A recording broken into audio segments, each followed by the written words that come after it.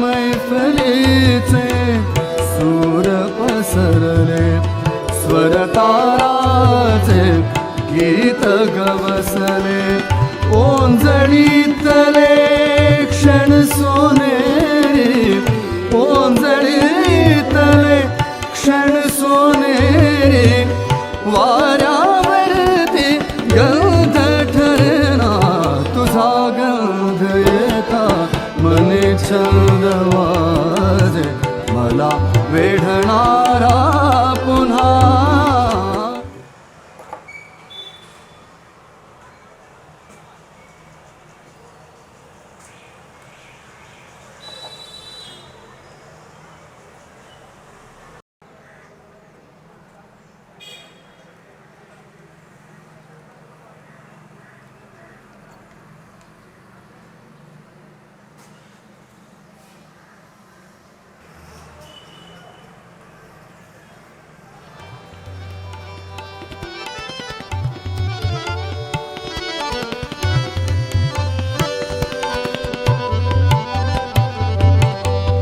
झुकले अंबर झाले झुंबर, दीपती डोळे ओढ निरंतर, पद गर गा गर निर निर ग म ग, निर ग म प म मद नि द म ग म म म ग र नि द नि रे सा. झुकले अंबर झाले झुंबर, दीपती डोळे ओढ निरंतर, होश उडाला चैन पडेना, होश उडाला चैन पडेना, खूस बदलता रात सरेना. सर आपल्या ब्रशने आपण ॲप्लिकेशनला सवय झाली आहे, मग ते ब्रशला पण आवडणार नाही ना की दुसऱ्या पद्धतीने त्याचं ॲप्लिकेशन होतं आहे. असं पण नाही की तो दुसरा वापरतोय, ही तर गोष्ट पूर्ण वेगळी आहे. कारण मला माहिती असतं मी ब्रशला किती दाबतोय, ते माझ्या हातात असतं ना. मला असं पण असतं, माझ्या डोक्यात असं येतं की ब्रशला खूप दाबलं, ह्याला खूप त्रास झाला असेल, असं होतं मला काम करताना. त्याला उगाच का असं हे करतोय, घासतोय. ब्रशचं पण काहीतरी आहे ना अस्तित्व त्या, आणि ते अस्तित्व जो जेव्हा विकत घेतो आणि जेव्हा ते वापरतो तेव्हाच ते अस्तित्व असं जन्माला येतं, असं हळूहळू हळूहळू हळूहळू.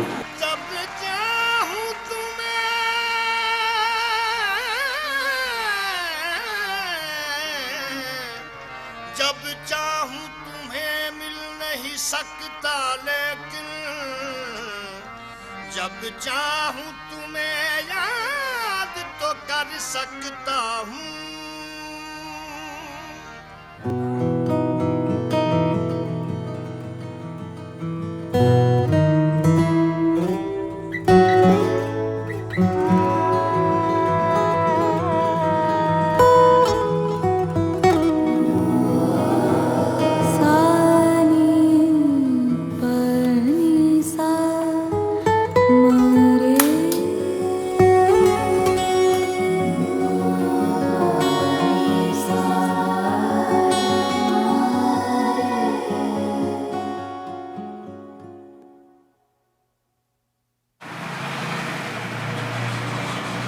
चित्र काढायला बसताना असं काही डोक्यात विचार घेऊन बसतोस का तू? नाही रे, एवढं काय नसतं. जास्त विचार आधी करतो मी चित्र काढताना वगैरे नॉर्मली, पण ते होऊन जातं. कारण आपण जेवढा आधी विचार करतो ना तेच ते हळूहळू येत जातं. म्हणजे मी डायरेक्ट असा विचार केला की चल आपण एक विषयावर काढू, तर ती मजा नसते. ते असं एकदम रेखाटल्या म्हणजे एकदमच इलस्ट्रेशन सारखं होऊ शकतं ना. मी नॉर्मली काय खूप आधी विचार होतोच आपल्या डोक्यात, नॉर्मली काय काय चालू असतं, जेवताना काय, झोपताना काय, काही. मग ते काम करताना मी तर फुल थोडा ब्लँकच राहतो, पण जेव्हा ते तिथल्या तिथे जे जाणवतं, जे सुचतं, मग ते तिथे येतं. मग ते 5 वर्ष आधीचं पण कधी असू शकतं, किंवा असं, किंवा काही इमॅजिनेशनचे किस्से असतात काय असं असं काय काय असतं. मग आता मी तुला बोललो की आपण शूट करणार आहे, तर तुझ्या डोक्यावर असं काही चित्र आलेलं का की आपण हे नीलने सांगितलं तर हे काढलं वगैरे? नाही, असं काही नाही, पण थोडं प्रवाहावर असतं माझं, जरा फ्लोवर असतंच माझं काम, त्याच्यामुळे मग ते असं काही फिक्स नव्हतंच आणि त्याच्यामुळे थोडं नॅचरल असतं असं मला वाटतं की आपण असं एकदमच ठरवलं की ती डायरेक्ट कॉपी पण होऊ नये ना की आपण आता निसर्गात राहतो तर मग ते असं डायरेक्ट पण काहीतरी आलं पाहिजे ना कारण असं जसं आता झाडावरचं पान असतं आपण सकाळी वेगळं सकाळी पाहतो तेव्हा त्याचे रंग वेगळे दिसतात संध्याकाळी ते थोडं कोमजलेलं असतं त्यात चेंजेस होत असतात म्हणजे आपण असं सांगू नाही शकत की मी काल ते पान पाहिलं तर ते उद्या तेच असेल.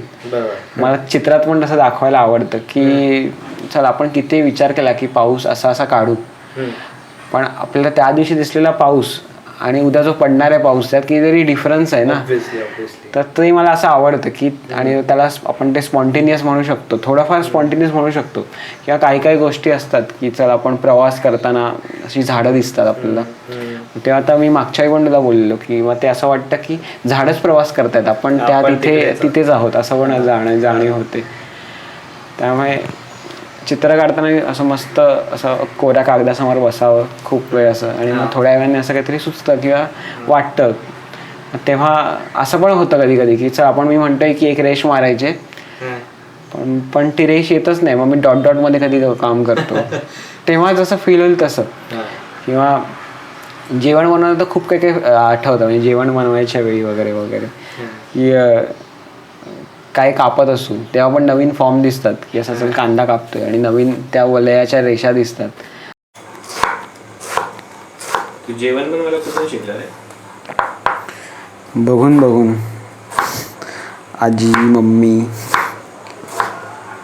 आणि मला सवय होती आता म्हणजे काकीच्या हॉटेलवर पण जायचो ना तर गेल्यावर अर्धा दिवस किचनमध्येच असायचो. तर ही प्रोसेस आहे ना जाम अशी मजा येते म्हणजे आता हे बघ ही कलर पॅलेटच झाली आहे मग आपल्याला हवा तेवढा असा घ्यायचा कांदा टाकायचा आणि वास जो येतो ना असं आपल्याला माहिती असतं. आधी मला फक्त खायला आवडायचं काय बनवायचं वगैरे एवढं काहीच नसायचं. एक काकांना जेवण बनवायला शिकले तर त्यांनी पुस्तक घेतलेले तर मी असंच एकदा हाताळतो वाचता असं झालं तर हे रेसिपी हे एवढं घ्या ते तेवढं घ्या काहीतरी असेल ना याच्यात गंमत.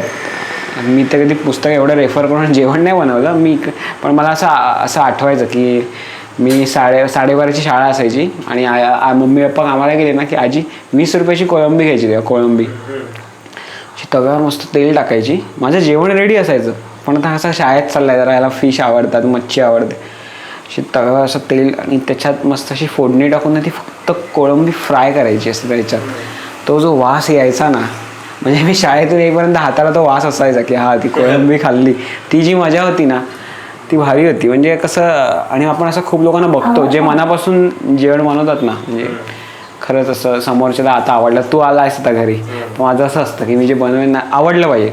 प्रत्येक वेळी काय आवडणं ते असं ते प्रत्येक वेळी वेगवेगळं बनतं असं काही नसतं की ते आपल्या हातात नसतं पण ती जी मजा आहे ना ती भारी आहे. म्हणजे जशी आपल्या आर्टमध्ये असं आपल्याला असतं की चित्र काढलं की कितीही म्हटलं तरी चल समोरच्याने असंच वावा म्हटलं की आपल्याला आवडतं ना कोणी असं काय केलं पण तो असा काय म्हणतात ते असं आतून म्हटलं की ते कसं हे पोटात जातं आपलं डायरेक्ट. ती जी मजा आहे ना त्यामुळे असं मला वाटतं की ती जेवणात आहे की तुझ्या डायरेक्ट पोटात जातं आणि जर तुला आवडलं तर तू खूप खुश होतोस आणि त्याच्याने मग अजून आपण सुद्धा काय म्हणू शकतो प्रसन्न होतो आपलं मन प्रसन्न होतं. ती जी मजा आहे जेवण आपण सतत कोणासाठी तरी करत असतो. हो बरोबर आणि असे खूप सारे बघ ना एक कलर टोमॅटोचा रंग अरे आपण असं बाजारात वगैरे घ्यायला गेलो ना असे टोमॅटो वगैरे कसलं वाटतं ना टोमॅटो आहे वांगी आहे बाजूला वांगी असतं त्याचा व्हायोलेट कलर त्याचा किंवा लिंबू त्याचा रंग ह्याची तर मजा आहे. हे तर मला माझ्या चित्रासारखंच वाटतं. कांदा वगैरे बघितला ना ह्याच्यात कांद्याला कसं लेयर्स असतात ना मी माझ्या चित्राला पण हल्ली लेयर्समध्ये काम करतो मी रिलेट होतो मला तिथे असं कांदा कापणं वगैरे असं आठवतं अरे माझ्या चित्रात पण लेयर्स आहेत जसे कांद्यात लेयर्स आहेत.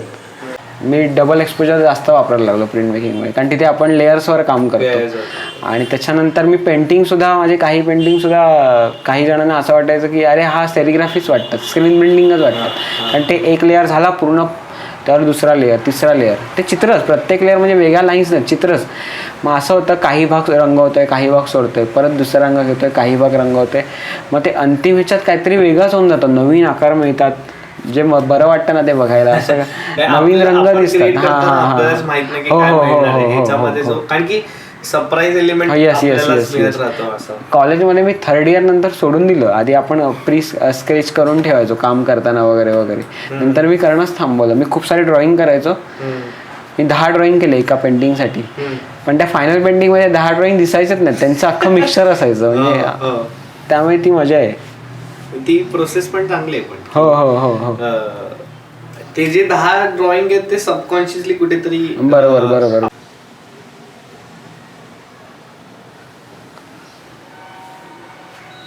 नुसतं एक लाईनचं पण किती महत्व असतं ना. हो हो हो हो हो हो हो. डायरेक्ट बघ ना, एक लाईन आली, एका लाईननी कितीतरी गोष्टी डिफाईन होतात. हो हो नक्कीच नक्कीच नक्कीच. एक लाईन काढली की पुढचं लगेच नक्कीच नक्कीच नक्कीच नक्कीच. म्हणजे मी असं करायचो आधी. आता मी तेच तसंच करणार होतो काम काहीसं, की अख्खा लँडस्केप फक्त लाईन्समध्ये, डोंगरांच्या रेषा, खाली नदीच्या रेषा मी दाखवणार ह्याच्यात. तसं माझं आहे थोडंफार ठरलेलं. म्हणजे असं जशी असं आपण फिरायला जातो कुठेतरी आणि मग ते असं मला प्रवासावर हल्ली वाटतं. ते लँडस्केप दिसतं नंतर चित्र, पण ते खूप गोष्टी मिक्स झालेल्या असतात. की असं आता बघ मला असं चांगलं समोर निसर्ग, असं डोंगर वगैरे असतील, नदी, त्याच्यासमोर बसून मला खायला पण आवडतं, जेवायला वगैरे. असं मस्त मनसोक्त जेवण घेऊन बसायचं, काही असेल ते, व्हेज असेल नॉनव्हेज असेल, आणि हे असं समोरचं मस्त दृश्य पाहत असं वाटतं जेवण चांगलं लवकर पचतं, असं माझा समज आहे. जेवणाचं मला असं वाटतं ना, बरंचसं सुख हे बघ त्याच्या दिसण्यावर. हो हो हो नक्कीच नक्कीच. दिसतंय हो हो हो हो. अन्न कसं दिसतंय ना. बरोबर बरोबर बरोबर. खूप सारं म्हणजे कसं आहे, आपण तेलात जेव्हा पहिलं हे टाकतो ना, मोहरी किंवा हे, ती जर बाप पडली ना तर आपल्याला फुल कॉन्फिडन्स असतो की आजचं जेवण बाप होणार. किंवा काल जसं आपण केलं, वरून फोडणी टाकली, लसूणची फोडणी, तिचा वास एकदा आला चांगला की आपल्याला माहिती असतं, कन्फर्म समोर सगळं असंच आहे बघ ना. म्हणजे तुलाच माहिती नसतं की हे कसं होणार. हो हो हो नक्कीच नक्कीच नक्कीच. ठीक आहे, म्हणजे एक वेळ चित्र तरी तू ठरवू शकतो असं दिसेल, पण अशी टेस्ट करेल ठरवू नाही शकत ना. नक्कीच नक्कीच. मला जरा इमॅजिनेशन करून चित्र काढायला आवडतं, तर मग मी थोडंसं इमॅजिन करतो की अरे आपण आता शहरात राहतो, तर त्यामुळे मी सरळ रेषा त्या ह्याच्याने काढतो की आपण शहरात राहतो आणि आपल्याला सगळं पर्स्पेक्टिव्हमध्ये दिसतं. आपल्याला असं नेचर कसं आहे, अनइवन आहे, पण आपण शहरात खिडकी उघडली सकाळी सकाळी अशा स्ट्रेट बिल्डिंग्स दिसतात किंवा असं काय काय दिसतं. त्यामुळे त्या थोड्या रेषा मला आल्या चित्रात हळूहळू हळूहळू. मग माझं असं इमॅजिनेशन असतं की मी खिडकी उघडतो आणि मला असं गावचं दृश्य दिसेल वगैरे वगैरे. तसं मी करतो, कारण आपल्याला सूर्य असा कधी पूर्ण गोल कधी सूर्य दिसत नाही, मध्ये बिल्डिंग्स येतात, मग कधी कधी फक्त अर्धा सूर्य दिसतो, चंद्रसुद्धा, किंवा आपल्याला शोधायला जावं लागतं कुठेतरी. मग त्याच्यानंतर मग म्हणून मी काय केलं, बिल्डिंगसुद्धा काढली आणि त्यासोबत सूर्यसुद्धा काढला ओव्हरलॅप करून. त्यामुळे ती ओव्हरलॅपची प्रोसेस माझ्या चित्रात येत गेली हळूहळू हळूहळू. वस्तू निर्जीव असतात, पण आपल्या हाताला लागल्या किंवा आपण विकत घेतल्या, कोणी गिफ्ट दिलं की त्याच्यानंतर त्या वस्तूचं असं काहीतरी होऊन जातं आपल्यामुळे सजीव. हां हां हां. ते आहे ना, ते काय रामाच्या एका स्टोरीमध्ये ना, रामायणामध्ये आहे ना, की त्याने हात दिला की ते असं असं दगड त्याच्यामुळे तो सजीव झाला आणि तरंगला. त्यांचं अस्तित्व आहे. ज्याने पुस्तक काढले त्याने त्याचं खूप अस्तित्व आहे, त्याची खूप इम्प्रेशन काढलं आहे. त्या इम्प्रेशनच झालं ना, खूप पुस्तक काढली, इम्प्रेशन काढलं, पण ते माझ्या हातात आलं, कोणी मला गिफ्ट दिलं किंवा मी विकत घेतलं, काही असेल ते. पण त्यानंतर आपण तर बोलतो हे माझं पुस्तक आहे, हे माझं म्हणण्यात जे आहे ना ते कशातच नाही. वाचताना तू जेवढा जीव लावतोस ना, म्हणजे आता कारण माझ्याकडे तर खूपच 0% कलेक्शन, म्हणजे ज्यांच्याकडे पुस्तकांचं कलेक्शन असतं ना, ते पण जे असतात ना, पप्पांचे होते संपादक मित्रांचे, आम्ही घरी गेलो, एवढी पुस्तकं वगैरे असं प्रॉपर, म्हणजे एवढं की ते आपल्या जगण्याचा भाग आहेत. म्हणजे आपले हात आहेत किंवा पाय असे आपण त्यांना सांभाळतो. म्हणजे काय ना, शाळेला जसं आपले चित्र नाही किंवा आपलं जे आर्ट काय म्हणतात त्याला, म्हणजे त्याचं काय असेल ते. म्हणजे आता मी चित्र काढतो म्हणून चित्र, पण कसं जपतो आपण त्याला. एकदा किस्सा काय झाला माहिती आहे का तुला? मला ना अशी पुस्तक वगैरे वाचायची अजिबात सवय नाही, पण आता कसं मला ना पु ल देशपांडेचं लिखाण खूप आवडतं. म्हणजे ते त्यांचं लिखाणापेक्षा जास्त म्हणजे ऑडिओ आणि व्हिडिओ जास्त पाहिलेत यूट्यूबवर वगैरे, किंवा माझ्या पप्पाकडे कॅसेट होते पु ल देशपांडे, अपूर्वाई किंवा बटाट्याची चाळ वगैरे तेव्हा होत्या. जेव्हा कळायला लागलं तेव्हा हळूहळू वाचायला लागलं वगैरे असं की ऐकायला लागलो जास्त जास्त. आणि मग काय झालं की मला आवडायला लागलं रे ते. आणि मी बोललो चल भारी आहे काहीतरी. मग रावसाहेब त्यांचं ऐकलं, नंतर चितळे मास्तर ऐकलं, नंतर बिग्रिटे मॅट्रिक ऐकलं वगैरे वगैरे. मी बोललो चांगलं आहे. मग त्यांचे फोटो शोधायला गेलो मी. म्हणजे असं मला आपल्याला एक असतं ना असं की उत्सुकता असते एका माणसाची की ह्याचं आयुष्य कसं असेल. मग आपण लगेच त्याचे फोटो वगैरे शोधतो वगैरे तसं. मग चल फोटो शोधूया. मग गुगलवर काय एवढे फोटो मिळाले नाहीत तेव्हा. काय इंस्टाग्राम वगैरे काहीच नव्हतं किंवा फेसबुक वगैरे असं की त्यांचे कुठले पेजेस असतील असं काही सापडेल. तर मग चला काही तरी पण एवढं काही सापडलं नाही. पण ठीक आहे, हळूहळू चालू होतं. त्यांची रांगोळी काढली एका रांगोळी प्रदर्शनावर वगैरे वगैरे. आणि एकदा काय झालं, मी आय थिंक आर्ट स्कूलला होतो, म्हणजे जेला यायच्या आधी जिथे मी आधी शिकत होतो. मी असंच लँडस्केप वगैरे करायला जायचो तिथे. आणि एक दिवस फ्लोरा फाउंटनच्या इथे जे आहे ना जिथे पुस्तकं घेऊन बसतात, हां माझा एक मित्र होता, त्याला तिथे खूप पुस्तकं वगैरे वाचायचा. तर तो त्याची पुस्तकं बघतोय. मी बोललो मला काय आत्ता कुठलं पुस्तक घ्यायचं नाही, तू जा. आणि मी असाच बाहेर रेंगाळत होतो. चालू आहे. आणि त्या जो दुकानदार होता तो पुस्तकं मागे पुढे करत होता. आणि मला पटकन काहीतरी असं क्लिक झालं, काहीतरी दिसलं मला. मी पण कधी नाही ते मी एवढा अर्धा तास बाहेर थांबलेलो आणि त्या दुकानात गेलो. बोललो जरा साईट होतो मेरे को देखणे काय वगैरे वगैरे. आणि एक पुस्तक काढलं रे. आणि काढलं डायरेक्ट पु ल देशपांडेचा फोटो, एवढं जाड पुस्तक आणि असं जुन्या काळातलं वगैरे. काय आहे, मी बसलो या स्टूलावर तिथे. खोललं असं आपला आनंद वाढत जातो ना. अरे हे पण आहे, अरे हे पण सापडलं, अरे ते पण सापडलं, असं झालं. आणि मला फोटो मिळाले त्यांचे. मी बोललो आई शपथ, काय लागलं हे हाती, असं असतं ना आपलं डायरेक्ट. म्हणजे असं कोण खाण कामगार असतात ना, खाणीत काम करतात, खूप काय चालू असतं त्यांचं. आणि एकदाच काहीतरी त्यांना सापडतं, काय सोनं असेल कोळसा असेल असं काही. आणि मग मी बोललो हे पुस्तक मला माझ्या कलेक्शनमध्ये हवंच आहे. म्हणजे आता काय आहे, आता ते पुस्तक जुन्या, त्याचं काय किंमत होती. तर तो माणूस काय बोलला की पुस्तक बोलला 2,500 रुपये. 2,500 रुपये म्हणजे काय, आता मला हवं तर आहे हे पुस्तक, पण 2,500 रुपये. मग काय केलं, खिशात बघितलं ना, आय थिंक 300 की 400 रुपये होते. म्हणजे 2,500 तर शक्यच नाही, एवढ्याला घ्यायचंच नव्हतं. माझ्या मित्राची पुस्तक खरेदी वगैरे करून झाली. तो पैसेला चाललेला. बोललो अरे मला हे पुस्तक हवं आहे, मला माझ्या कलेक्शनमध्ये हवं आहे. आत्ता माझ्याकडे अजिबात पैसे नाहीत, पण मला हे हवं आहे, तू काहीतरी कर वगैरे वगैरे. त्याने किसे आले, त्याच्याकडे अजून 300-400 मिळाले. अजून तिसरा मित्र होता, त्याकडे 200 मिळाले. समजलं होते एवढे. पण आता ते 2,500 सांगतोय तो. आणि त्याच्या तोंडाकडे बघून वाटत होतं की हा काय बारकेन अजिबात करणार नाही. मग आम्ही काय केलं की बसलो तिथे, तिघा चौघं बसलो. बोललो आम्हाला हे पुस्तक हवं आहे. तो बोलतो 2,500 मी खाली येणारच नाही. एकदा तर मी दुकानाच्या बाहेर पडलो, तर तो मित्र म्हणाला जाऊया, नको घेऊ पुस्तक वगैरे. पडलो. तर तो पण बोला ठीक आहे जाओ, नाही तो नाही. बोललो अरे हे पुस्तक नाही मिळालं, मी आत्ता इथं रस्त्यावर रडत बसेन. आणि मला असं भरून आलं की अरे हे पुस्तक आता मिळालं आहे मला आणि मी का नाही वगैरे असं तसं. तो बोलला अरे ट्रिक असते, चल आपण जाऊ. ठीक चल. गेलो. 2,500 काहीतरी 2,000वर आला तो.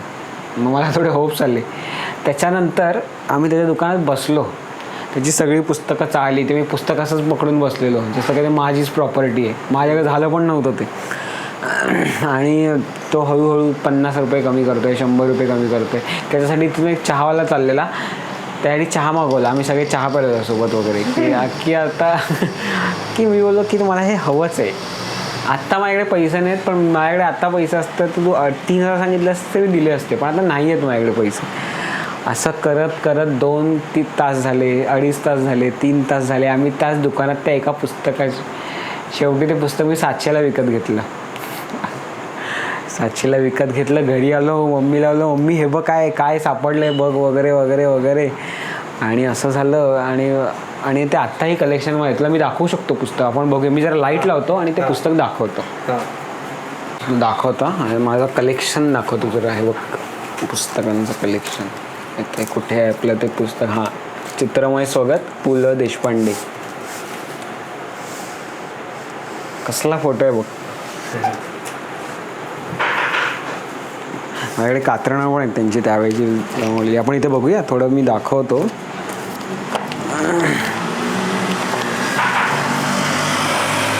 हे पुस्तक हा हे 1600चं पुस्तक होतं आणि मला तो 2500ला विकत होता. कधीच आहे हे? 1996चं पुस्तक आहे.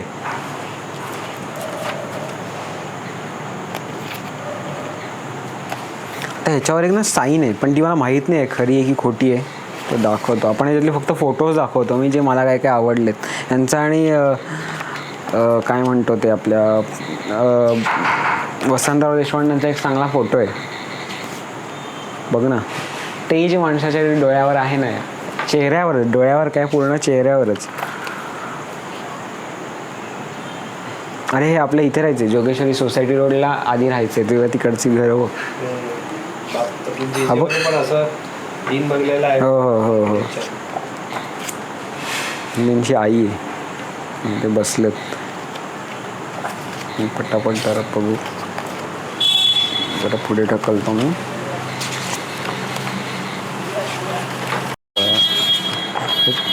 फक्त त्यांचा चित्रप्रवास आहे याच्यात या पुस्तकात. नंतर सगळ्यांनी किती हो हो हो हो चित्रप्रवास म्हणजे त्यांचे फोटोज सगळं जे कलेक्शन आहे कुठून कुठून त्यांनी शोधलंय. तेव्हा एवढ्या भूमिका करायच्या आपल्याला तेव्हा लक्षात पण नाही. तरी ते पु ल देशपांडे होते. बघ ना हा फोटो. हो हो हो हो हो आता तर अरे हा पिक्चर खूप चांगला आहे गुळाचा गणपती. आय थिंक हा यूट्यूबवर आहे. पण ह्यांनी जे काम केलं आहे ना, हसणं जे आहे ना यांचं, हा पिक्चर तर आपण आपल्या थर्ड इयरला दाखवला होता. हा पिक्चर एक होता विदूषक. त्याच्यात त्यांनी आय थिंक त्याच्यात त्यांनी काय पटकथा आणि संवाद त्यांचे. हो हो हो म्हणजे हे जब्बार पटेल ह्यांचं पण काम. कसली गाणी येते त्याच्यातली. म्हणजे सिगरेट पितानाचे काही फोटो आहेत तुला दाखवतो. त्यांचं असं काय म्हणतात ते तुला दाखवतोच मी. 2-4 पेज फक्त सिगरेट पितानाचे फोटो आहेत त्यांचे.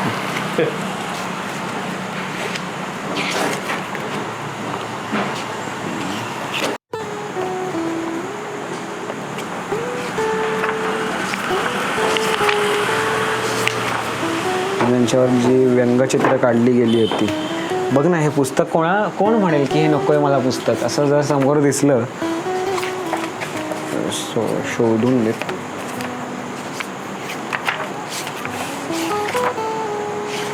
हे बघ पु ल देशपांडे पेटी वाजवतात, वसंत देशपांडे तबल्यावर आहेत. रुबाब बघ या माणसाचा.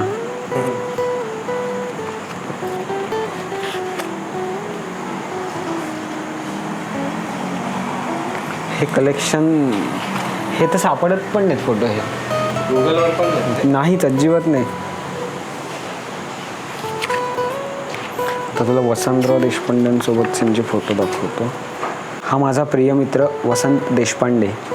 40-42 वर्षांचा आमचा स्नेह. वसंताने आपल्या गाण्याने, अभिनयाने, गप्पा गोष्टींनी आम्हाला अपरंपार आनंद दिला आणि एक दिवस मैफिल सुनी करून निघून गेला.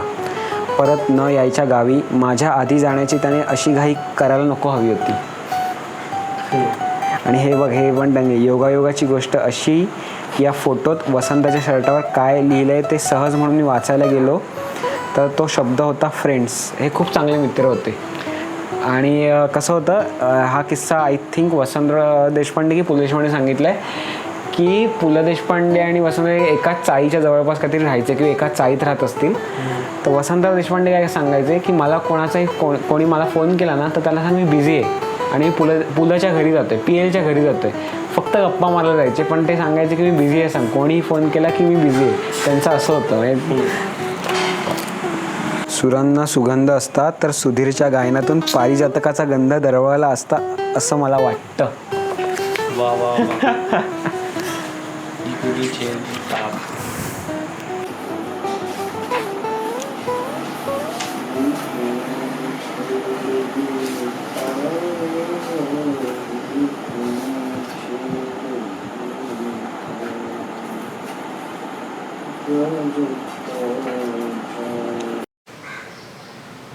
गाणी वगैरे लावतोस का तू चित्र काढताना?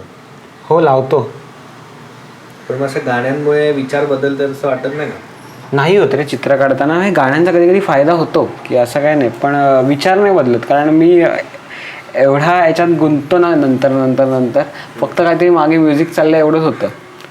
जरी मला किती आवडतं गाणं असलं तरी तो त्या रिदमची मजा असते.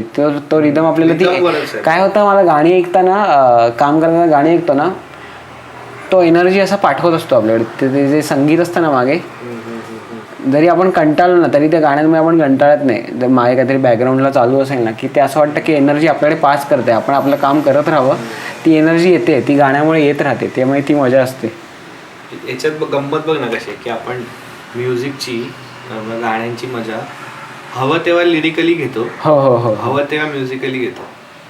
म्हणजे तुला जर लिरिक्स वर लक्ष दिलंस तर तू त्याची गंमत आणि मजा घेत असतो. नक्कीच नक्कीच. काम करताना कदाचित जर लिरिक्स कडे लक्ष देत बसलास, ब्लँक कॅनव्हास कडे वगैरे, तर मे बी त्याच्या अराउंड येऊ शकतं काय. बरोबर बरोबर. मग तुझ्या डोक्यात एक थॉट चालू असतो आणि मग ते लिरिक्स जास्त महत्वाचे राहत नाही. त्यातली म्युझिक आहे ना, ही आपल्या म्हणजे सबकॉन्शियसली रिदम मागे चालू राहतो आणि त्या रिदम मध्ये मग आपण पुढे एक आपला रिदम बनतो आपला अख्खा, आणि तसं आपण काम करत राहतो. नक्कीच नक्कीच नक्कीच.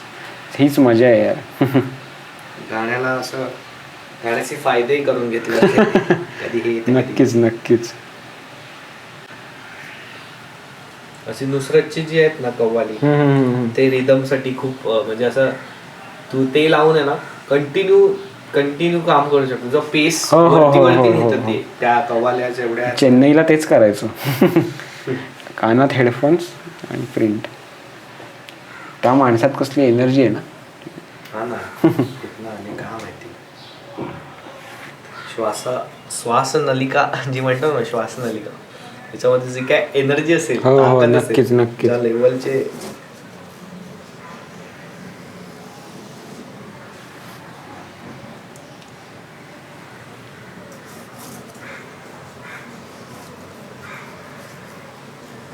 तुला माहिती असं, आता हे तू चित्र काढतोय तर असं कॉमन लेमॅनला काय वाटतं, नाही काय काढलंय असं.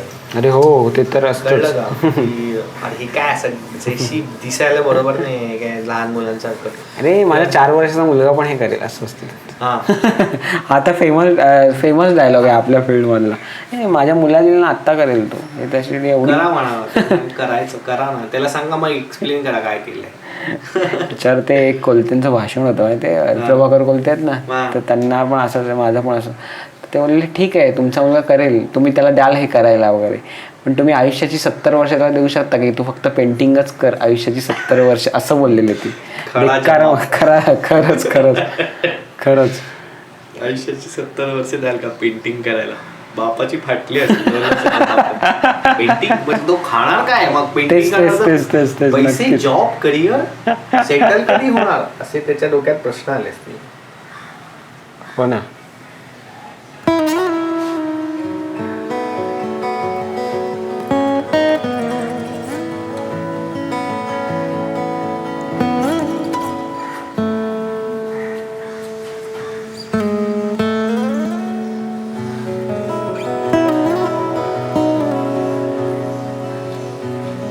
इयरबड जो वापरतोय ना, त्याच्यामुळे ते काय होतं बघ ना, प्रेशरमुळे ते आणि त्यातली इंक संपली की असा मला स्ट्रोक मिळतो. ही मजा आहे. अरे काही आपले टूल्स आहेत ना, काही म्हणजे युजफुल आहेत. म्हणजे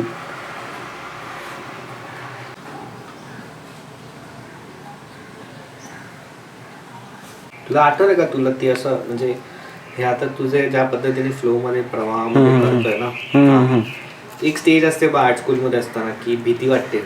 हो नक्कीच नक्कीच. आता ब्लँक गोष्ट आहे आपल्या समोर, बरोबर. आपण आता ती आणि आधी आपल्याला असं असतं की असं हे कंपोज झालं पाहिजे, हे चित्र आणि याचे ड्रॉइंग बरोबर पाहिजे किंवा हे नक्कीच काय गोष्टी असतात.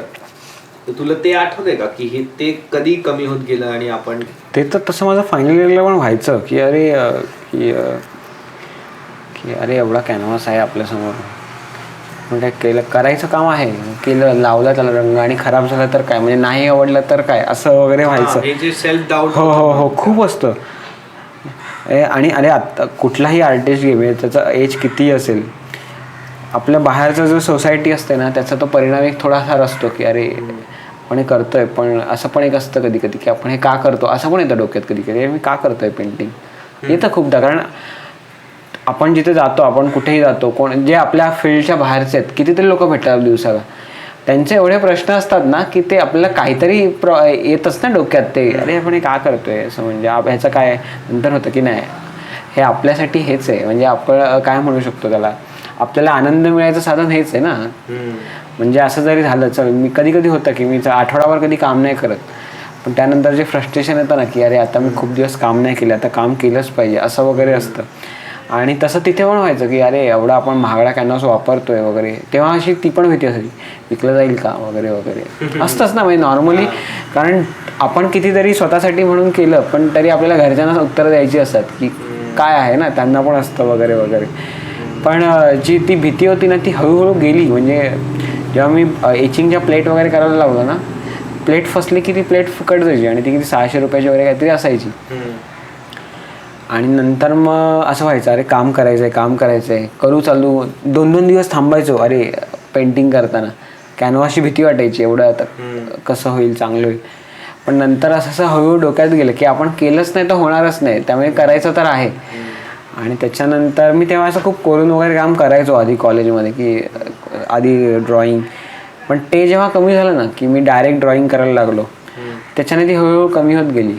आणि जेवढं जास्त काम करू तेवढं ते होतं. म्हणजे कधी कधी असं होतं की चला हा आता नॉर्मल बफ कार्ट्रेज आहे, पण 300 GSM किंवा चांगले पेपर जर वापरले, 700 रुपयाचे वगैरे पेपर जर वापरले, त्याच्यावर असं घाण झालं तर हा म्हणजे तिथे ज्या मीडियम्स मध्ये ना खूप महागडी प्रोसेस तिथे हा एक विचित्र एक हे आहे जो मनात असं भीती असते ती की अरे गेला तर काय. आणि मग त्या ह्याच्यात आपल्याला छान काम पण करायचंय, फ्लो मध्ये काम पण करायचंय आणि काय असेल मग ते म्हणजे ते कसं, आता मलाही नाही आठवत ते ओव्हरकम कसं झालं, पण कसं असतं ना ह्या सगळ्या ह्याच्यामध्ये किती ह्या गोष्टी म्हणजे असं मनात आपल्या ऑफकोर्स याचा परिणाम जो होतो आपल्या मनावर, आणि लोकांच्या एका कुठलेही एक फलाना डिमका कोण पण माणूस येऊन काही बोलून जातो, किती आपल्यावरती परिणाम होतो त्या माणसाला माहित नसतं. नक्कीच काम करणाऱ्याला माहिती असतं की बाबा असं उगाच नाही म्हणत की ते काय आर्टिस्ट संवेदनशील असतो. म्हणजे तो भले वात्रट मुलगा जरी असेल ना तरी तो आतून त्याला ते काम करायला बसला की त्याला त्याची त्यातलं ते घाबरणं आणि ते सगळं येतं ना.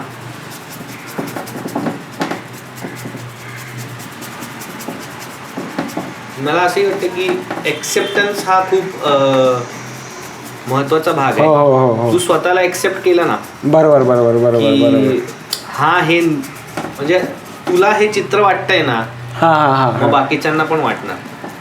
तुला हे कंपोज वाटतंय ना, मग बाकीच्याला पण वाटणार. म्हणजे पण ती एक वेळ असते. म्हणजे आपल्या कॉलेजमध्ये ते असं पटकन आपल्याला असं होत नाही की म्हणजे ज्याचं चित्र कितीही चांगलं असेल, म्हणजे त्याला ज्याला काय म्हणतात टेक्निकली नॉलेज वगैरे किती चांगलं असेल तरी तो कॉलेजच्या फर्स्ट इयरला त्या कॉन्फिडन्स करतच नाही चित्र. तो कॉन्फिडन्स हळूहळूच येतो करून. तेच बोललो की एक्सेप्टन्स जर झालं ना स्वतःला त्याने एक्सेप्ट केलं ना की हा मी हे असं करतो आणि मी असंच करणार आणि हेच माझं आहे, मी एक्सप्रेस करायचं माध्यम अशाच पद्धतीने करेल मी, हाच फॉर्म काढेल. त्याला पटलंय ना मग लोकांना पटायला वेळ नाही लागत. त्या स्ट्रोक प्रत्येक गोष्टीमध्ये कॉन्फिडन्स दिसतो तो. हे मी आहे, हा मी आहे, हे मी असाच आहे. आता मी बेकार, पण ही कॉन्फिडन्स कधी हा येऊन जातो आणि आपण त्यात कधी रमतो हे कधी कधी आपल्याला पण कळत नाही. बरेचदा आपल्याला माहित नसतं सगळ्या गोष्टी कळत असतात. आणि असं कधी कधी होतं की अरे आपण कसं होतो कॉलेजला काय असं वगैरे यायला लागतं डोक्यात.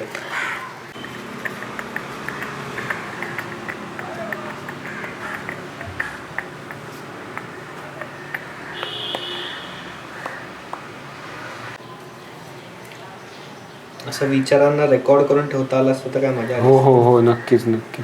कधी कधी असं होतं काम करताना खूप विचार येतात डोक्यात, मग असं होतं त्यातून नवीन चित्र काहीतरी सुचतं वगैरे. आणि जेव्हा ते करायला जातो ना हे काम संपल्यानंतर अरे ते पूर्ण कधी कधी विसरलेलं पण असतं. ते एक बाप विचार कधी असतो मला असं वाटतं माहिती आहे का तुला, जेव्हा तू चित्र करत असताना एकदा कॅनव्हासवरती ब्रश ठेवतोस, काढतोस आणि परत ठेवतोस, आणि तेव्हा आपण चित्राकडे बघत असतो, त्याच्या मधले जे विचार असतात ना, हे जर जसे तसे रेकॉर्ड करता आले असते ना तर मग नक्कीच मजा आली असते. नंतर बघ ऐकायला मजा आली असते. खर तर आपण विज्युअली तू विचारच पण ते जसे आपल्या डोक्यात येतात आपण सगळे विचार करत असतो. तू कॅमेऱ्यातून दाखवतोस, मी माझ्या कामातून दाखवतो, किंवा कोणी मग लेखनातून दाखवतात. हे बघ ना, नुसतं लिखाण करून आपल्या डोळ्यासमोर चित्र उभं करतात ते. हो ना.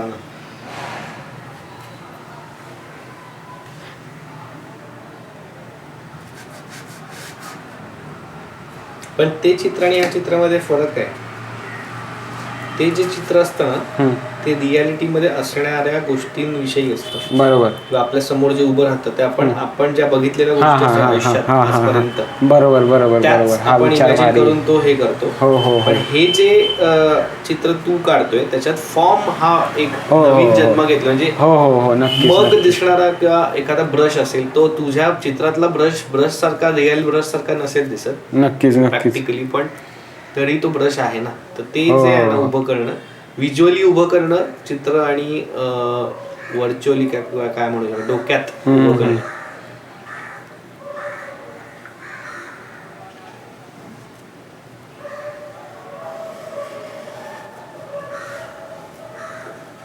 रंगांपेक्षा ब्लॅक अँड व्हाईट वर जास्त फ्रीडम आहे असं वाटतं का तुला? हो, आहे आहे आहे आहे तिथे तो वेगळा विचार पण करायला लागतात. Of course of course of course. रंग आले की मग त्याच्या जवळचे रंग, बाजूचे रंग, कॉन्ट्रास्ट मधले रंग.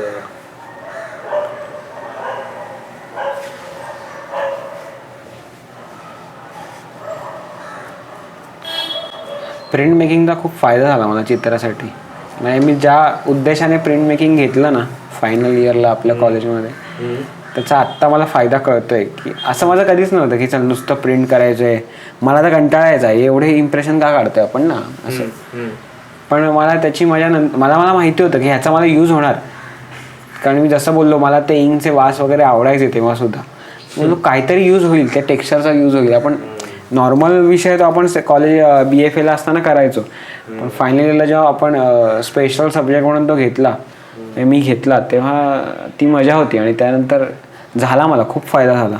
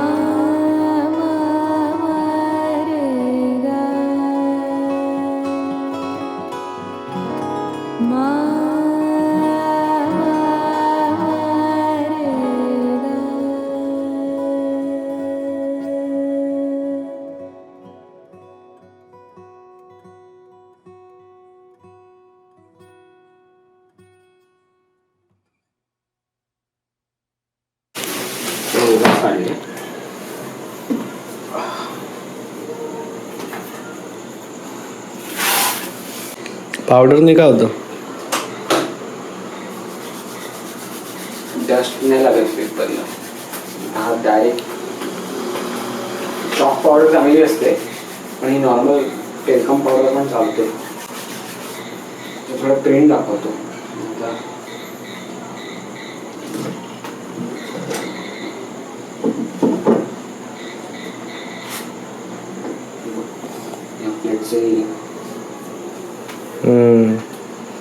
म्हणजे आता ह्या प्लेटवर ना मग तू किती पण आता याच्या पुढे पण काढू शकतो ना? हो हो हो हो हो. म्हणजे आता कसं असतं, तेव्हा असं पण व्हायचं की उडकट त्या वूड शेवटी नरम होणार ना, किती प्रिंट काढणार त्याच्यावर. मग ह्याच्यात कसं होतं की ह्याच्यात 500 प्रिंट काढ, हे पण कमी होतं, हे झिजतं. एका लिमिट नंतर त्याची हे कमी होते थोडी, काय म्हणू शकतो, जाडी कमी होते. आपण प्रेशरने प्रिंट काढतो ना, आणि ह्याच्यात जास्त प्रेशर लागतो. पण कसं ह्याच्यापेक्षा पण चांगलं मटेरियल येतं. आम्ही झिंक वापरायचो, पण कॉपर प्लेट वापरली तर त्याच्यात जास्त प्रिंट काढता येईल. पण त्याची स्ट्रेंथ खूप चांगली आहे कॉपर प्लेटची. ही झिंक प्लेट आहे. ह्या ज्या प्लेट्स आहेत यांचं काय करणार तू? मी ठेवलंय, जोपर्यंत वाटेल तोपर्यंत मी ठेवेन, असं काही नाही. म्हणजे मला जर वाटली तर मी प्रिंट काढतो. पण माझं कसं आहे, मला त्या म्हणजे आता हिची एकच प्रिंट काढली ह्या प्लेटची, जी इथे ही आहे. त्यामुळे मी ह्या प्लेटच्या प्रिंटच नाही काढले. पण कसं आहे, मला पेंटिंग सारखं ट्रीट करायला आवडतं. हा विषय कसा आहे, ह्याच्यात महत्त्वाचं काय असतं, जर आपण अकॅडमिकली शिकत असतो तर तुम्ही ह्या प्लेटच्या मल्टिपल इम्प्रेशन तुम्ही काढले पाहिजेत सेम पद्धतीने. हे टेक्निक शिकायपर्यंत मी केलं, पण नंतर का काढायचं ना, माझं असं म्हणणं होतं की मला नसेल आवडत, मला पेंटिंगसारखं ट्रीट करायचं. माझ्याकडे एक प्रिंट आली, खूप झालं.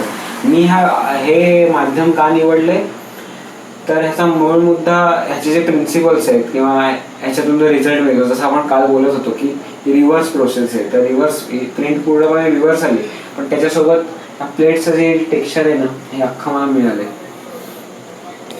लाईन क्वालिटी, मला जी डेप्थ मिळते पेपरला, एक इथे आपण जर या पेपरमधून हात फिरवला तर आपल्याला ही डेप्थ जाणवते. त्यामुळे मी हा विषय निवडला काम करण्यासाठी वगैरे. ऑलमोस्ट रिलीफ सारखं पेंटिंग असं बोलू शकतो. हो हो हो नक्कीच. जे टेक्स्चर तुला दाखवायचं तू फील पण करू शकतो असं. मजा आहे. आता माझ्याकडे ते मशीन नाही, दाखवलं असतं. ही मशीन, ही प्लेट ऍसिडने एच करतात आणि त्यानंतर एनग्रेविंग जे म्हणतो तर ते मी मशीन वापरायचो. प्लेट करताना जी मजा यायची ना, कधी कधी मला प्रिंट काढताना पण यायची नाही. प्लेट एकदा बाप झाली ना की हा बस झाली, अशीच ठेवा, असं पण कधी कधी केलंय मी. दोन-तीन प्लेट्स आणि प्रिंटच नाही काढल्या. वाटली, खूप आवडली, कारण इथे तो ब्लॉग आपण स्वतः बनवतो. हे मुद्रा चित्रण काय किंवा प्रिंट मेकिंग काय आहे, आपण लहानपणी भेंडीचे ठसे घ्यायचो, टोमॅटो ठसे घ्यायचो रंगाला, तेच आहे. हे त्याच्या पुढचा पार्ट आहे, म्हणजे आपण अजून शिकत गेलो त्याच्यात. आणि ह्याचा मूळ मुद्दा काय होता की तेव्हा CMYK किंवा RGB प्रिंटिंग, तेव्हा डिजिटल प्रिंटिंग नव्हतं. तुम्हाला डायरेक्ट हँडवर्क करावं लागायचं. आणि जर तुम्हाला खूप प्रती किंवा त्याच्या खूप प्रिंट्स पाहिजे असतील तर ह्या पद्धतीने काम केलं जायचं. आता कसं झालंय की आता कसा हा फाईन आर्टमध्ये हा एक विशिष्ट आणि वेगळ्या स्वरूपातलं आर्ट पद्धत त्याला समजली जाते. तर माझं काय म्हणणं होतं की मला ही पद्धत शिकायची आहे. मी माझ्या चित्रकलेत किंवा फोटोग्राफीत कुठेतरी याचा यूज होईल. फोटोग्राफीने मला खूप यूज झाला. डबल एक्सपोजर किंवा लेयर्सवर मी काम करायला लागलो ह्याचमुळे. कारण वुडकट खूप केल्यामुळे ते झालं की अरे आपण लेयर्समध्ये काम करूया, खूप मजा येते, या मागचं काहीतरी झाकलं जातंय, एक नवीन आकार पुढून एक नवीन आकार सापडतोय. त्यामुळे मी तशी कामं केली. तर ही प्लेट बघ, त्याची प्रिंट दाखवतो.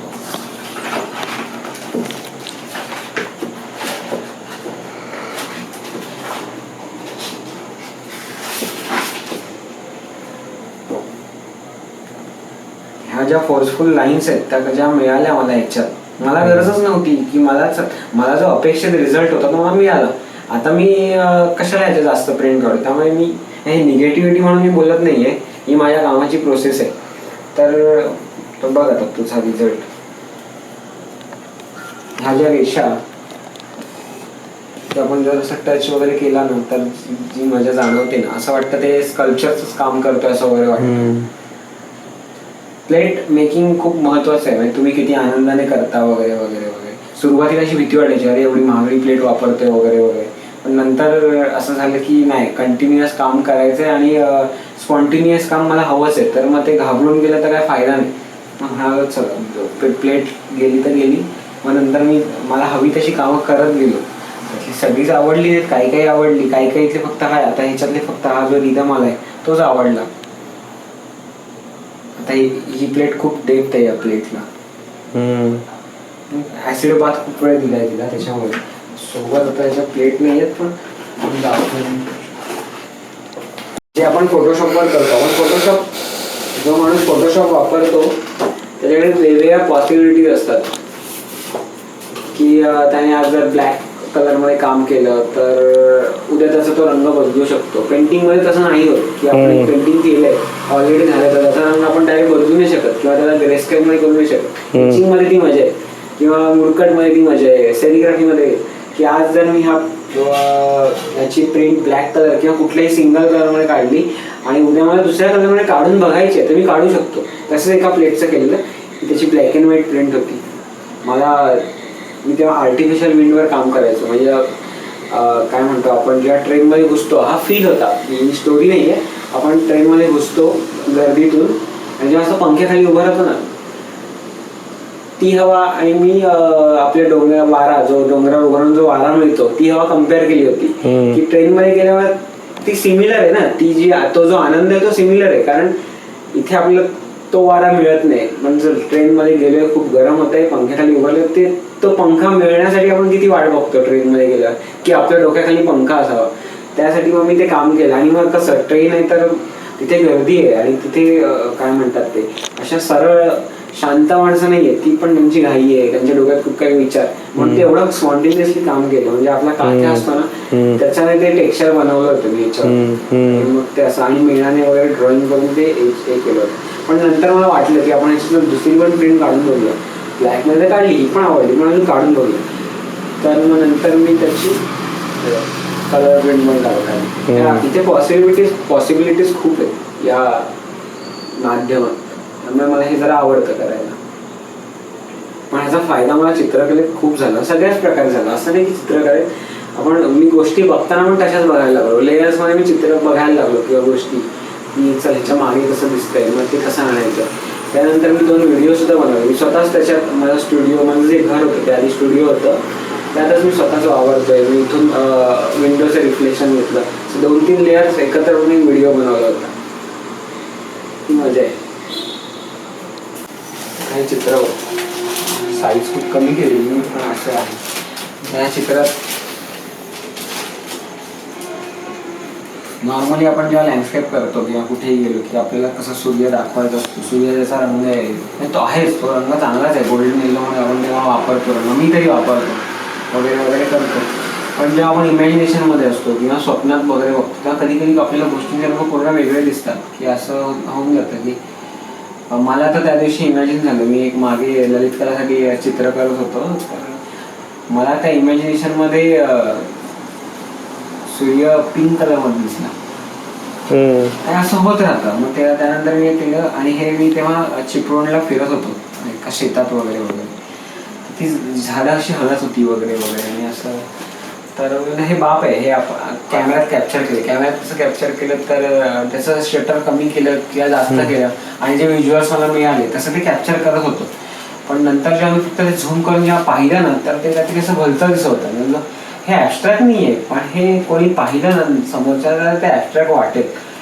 मग बोललो आपण त्याला मला चित्र पण त्या रेषा मला चित्रात दाखवायच्या होत्या. तर मग त्या रेषामध्ये चल मग त्या ह्याच्याने दाखवलं. पण मग मी घरात बसून ते करतोय. मग मी ते इमॅजिनेशन मला दाखवलं होतं की माझ्या खिडकीत ते गवत आहे किंवा ते शेत आहे आणि मी त्याला खिडकीतून बघतोय.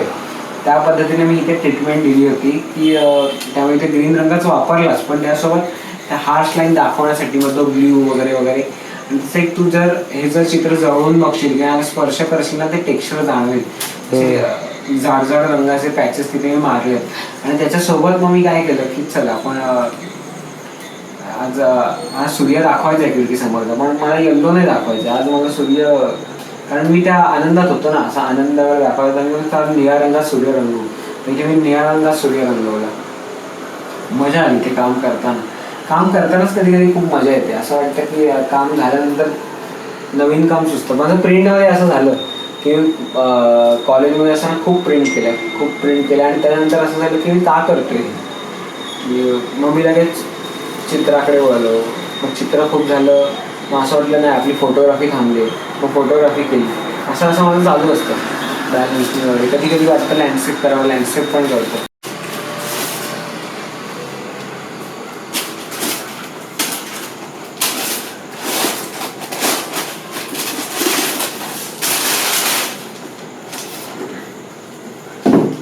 पावसाळ्यात चिपळूणला गेलो होतो ना तेव्हा मी असं केलं. मी हे काही समोरासमोर बघून वगैरे केलं नव्हतं मी फुल फिरलो, त्या पावसाळ्यात फिरलो, त्या गवतातून फिरलो. हे आपल्याला इथे कुठे बघायला मिळतं ना, हे असं वातावरण.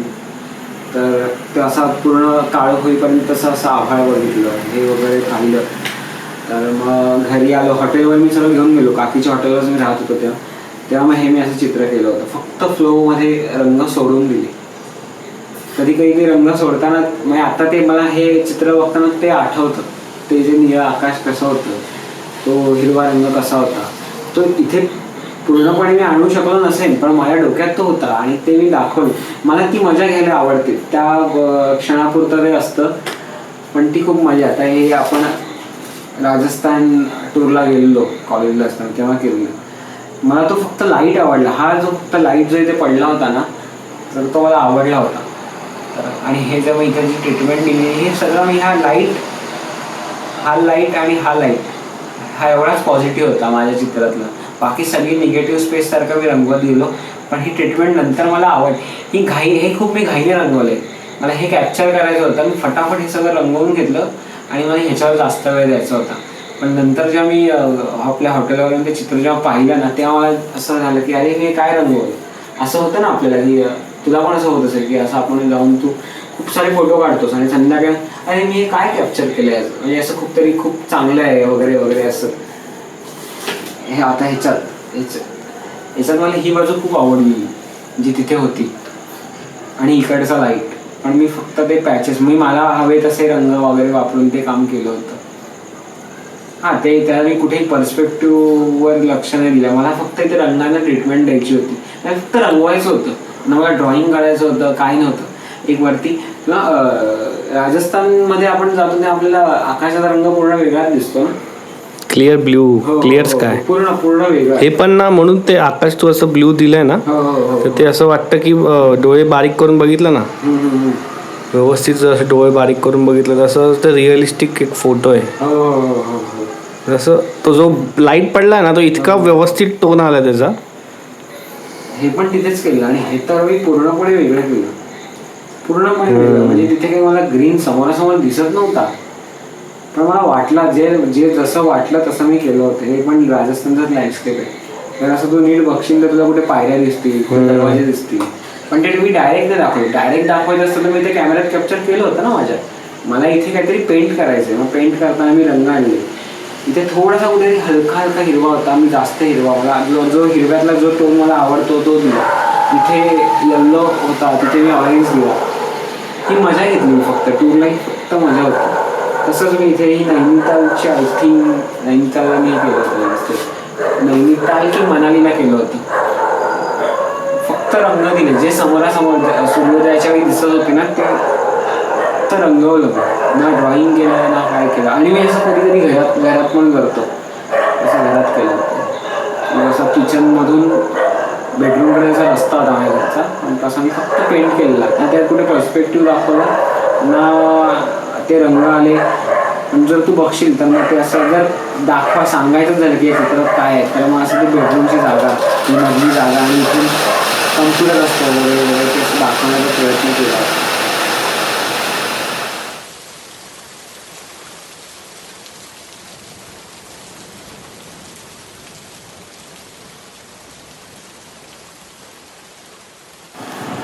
आजही पावसात भिजून कुडकुडणारं कुणीही कुत्रं पाहिलं की त्या कुत्र्यासारखंच अनिकेत जीवन जगणारा, भुकेने व्याकुळ झालेला, त्या कुत्र्यासारखाच केविलवाण्या डोळ्यांनी जगाकडे पाहणारा चॅपलिन दिसायला लागतो. मग अनिकेत जीवन जगणाराचा काय अर्थ आहे? तुम्ही अनिकेत गुगलवर सर्च केलं, काय आहे बघूया. तर अनिकेतचा अर्थ होमलेस होतो, बेघर. आणि त्याचा असा हे आहे की जो जिथे जाईल ना ते त्याचं घर असंच वागतो तो, असं त्या अर्थाने त्यांनी लिहिलंय तिथे.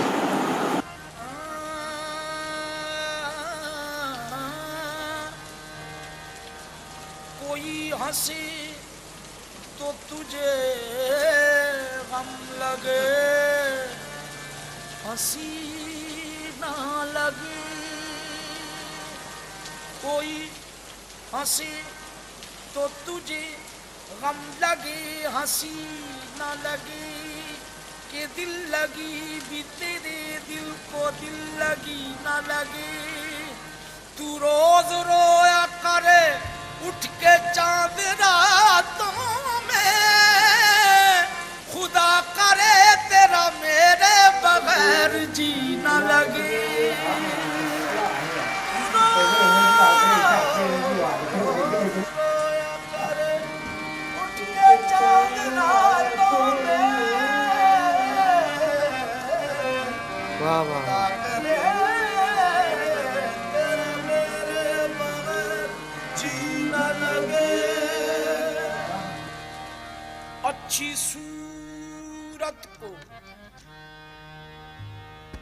अच्छी सूरत को संवरने की जरूरत क्या है? अच्छी सूरत को संवरने की जरूरत क्या है? सादगी में भी कयामत की अदा होती है। अच्छी सूरत को संवरने की जरूरत क्या है? सादगी में भी कयामत की अदा होती है। तुम जो आ जाते हो मस्जिद में अदा करने नमाज, तुमको मालूम है कितनों की कज़ा होती है।